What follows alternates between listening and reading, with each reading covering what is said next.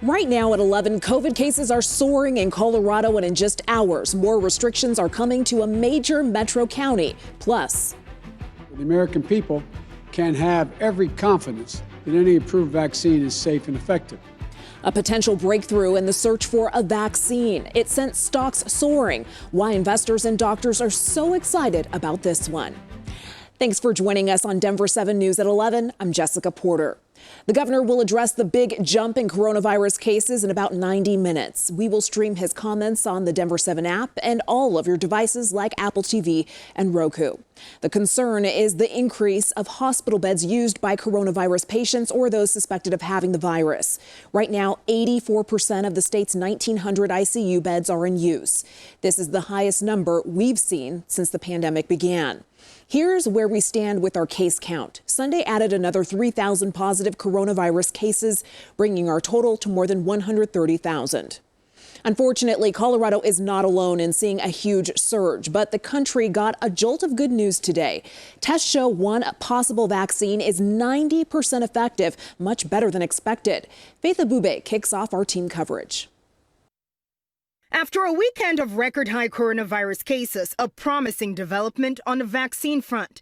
Pfizer announcing its trial drug is now more than 90% effective in protecting volunteers from getting COVID-19. The company's CEO in a preview of GMA3 today, talking about this potential breakthrough. Indeed, the vaccine was proven to be very efficacious, overwhelmingly, and that was big news for me as well. The drug maker still needs more safety data and FDA emergency authorization use for the most at risk in the population and the elderly and frontline workers.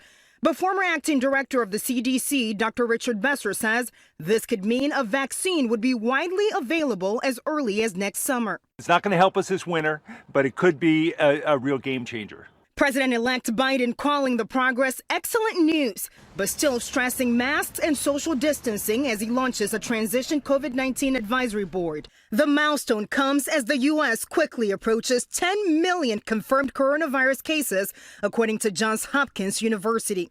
Multiple states are recording the highest number of new daily cases since the pandemic began. Unless something is done drastically that changes public behavior, we're in for catastrophe. 43 states are now seeing hospitalizations also tick back up. I'm declaring a new state of emergency to address hospital overcrowding. Utah now under a statewide public mask mandate. Social gatherings banned for the next 2 weeks. Over the weekend, large impromptu street celebrations of a projected Biden win, drawing some concerns. And remember that we are in a current active pandemic. These events are outdoors, and most importantly, the majority of people are wearing masks.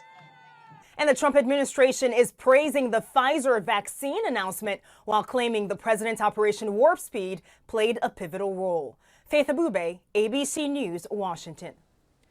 Overnight, Denver's Home by 10 curfew went into effect. It's in place until December 7th. You must stay home between the hours of 10 p.m. and 5 a.m. unless you're involved in necessary activities. Restaurants must stop in-person dining by 10, but can still offer drive-through or delivery service later. The order sparked a range of responses from our viewers. I don't think the new rules affect us for the most part because of the baby. We're not going out past 10 anyways. But if that's what's needed to keep the commingling down between households, then I guess I'm okay with it. I really disagree with it because it seems like you're putting a time limit on when you can come and eat. The order also includes ending liquor sales by 10 p.m. Today, Jefferson County joins Denver, Adams, Boulder, and Broomfield counties, moving to a level orange. The new status will take effect at 5 p.m. It's just one step below a stay-at-home order. Some of the immediate changes you'll notice: restaurants, retail offices, and places of worship will now be limited to 25% capacity inside, down from 50%. Group sports can only take place outside in groups of up to 10. But the Jeffco Public School District is not making any changes to in-person learning right now. More than 100 people are currently hospitalized with COVID in Jefferson County. That's more than double from a week ago. The case spike is having a big impact on the courts. Since this morning, when we reported all jury trials are suspended in the 1st District, which is Jefferson and Gilpin counties. We've learned at least 8 other districts have also suspended their jury trials because of COVID. It's simply too difficult or dangerous to do jury selection. DU is starting to transition away from in-person operations starting today. Classes will be completely remote by next Monday. Students can live in the dorms through the end of the semester, which is November 25th. Finals begin remotely the following week. The Cherry Creek School District is also transitioning to full remote learning. For middle and high school kids, the first day of online class is Wednesday. Elementary kids will make the switch next Monday.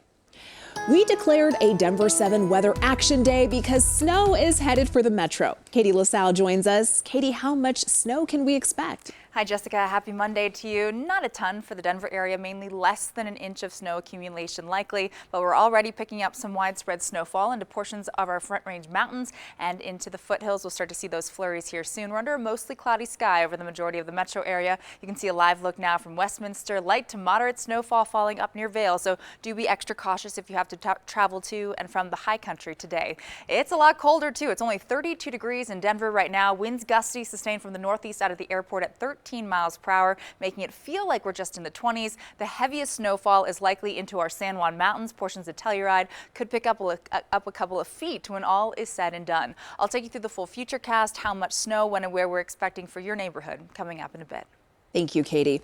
President-elect Joe Biden's first order of business this morning is taking on the coronavirus. He's putting together a new task force, and President Trump still hasn't conceded the election. ABC's Alex Prichet reports. After a historic victory, This is the time to heal in America.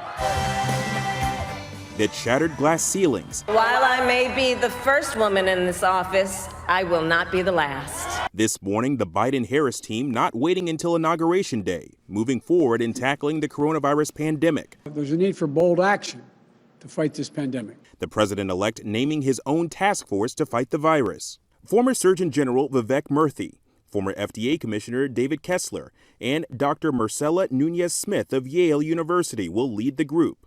Also on the board, vaccine expert Dr. Rick Bright, the whistleblower who alleges he was reassigned by the Trump administration after resisting political pressures to support hydroxychloroquine as a COVID-19 treatment. This group will advise on detailed plans built on a bedrock of science and to keep compassion, empathy, and care for every American at its core. Biden's plans include doubling the number of coronavirus testing sites and boosting tracing, calling on governors to mandate masks, and a task force to look at racial disparities. Looking ahead, his team unveiled its official transition website, buildbackbetter.com, outlining issues he says he'll tackle on day one. Meanwhile, President Trump is still refusing to acknowledge he lost, vowing to continue filing long-shot legal challenges, almost all of which have been tossed out. Releasing a campaign statement saying only this election is far from over, the Trump team and their supporters making baseless claims of voter fraud without providing evidence. Most elected Republicans not congratulating Biden as president-elect, and some top Republicans backing Trump's refusal to accept the results. I believe President Trump still has a path to victory. Do not concede, Mr. President. Fight hard. The president is expected to file more legal challenges today. Meanwhile, we're still waiting for vote counts to be completed in a few states: Georgia, North Carolina, and Arizona. Alex Prichet, ABC News, Wilmington, Delaware. Now to some breaking news just into our newsroom. HUD's Secretary Ben Carson has tested positive for coronavirus. He was at the election night party where many attendees were not wearing masks. Chief of Staff Mark Meadows, who was also there, tested positive last week.